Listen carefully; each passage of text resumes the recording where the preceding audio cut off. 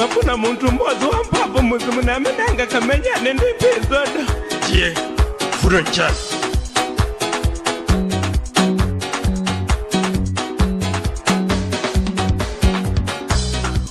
Wategesega Ndalota Zoda Abwelaso Zosatega Alukubrison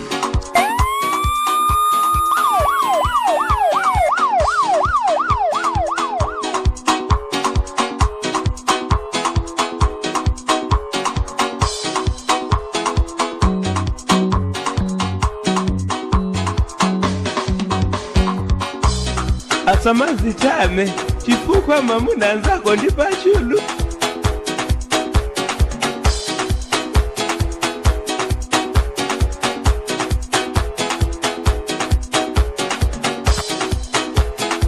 Madias nyamuka pompano ubile kundendo kwa use makadu wose asegeze sego mawindo wose maba wose aunezeze zoda satawe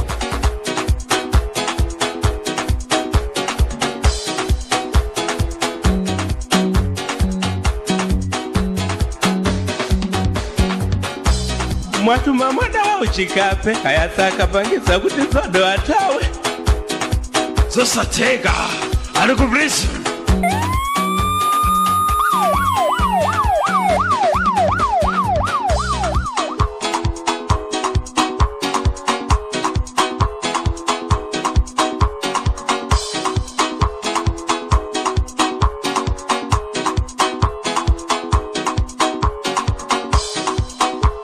Likamata sekula lelo tikala titamupesa muntu kaya inu mukwana bwa Zosatega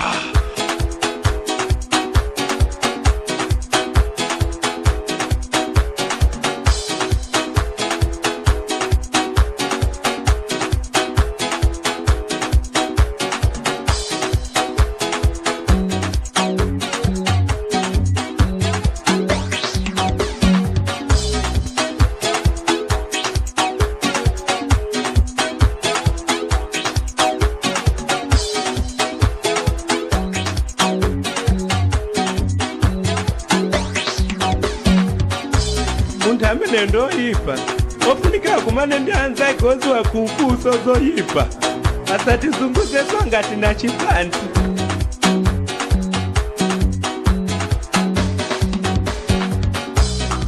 Dimafuna muntu mmoja wa mpapo muzimu na menanga kamenya nende episode.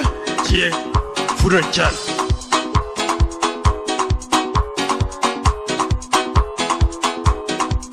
Wategesega Ndalota Zoda Abwelaso Zosatega Alukubrison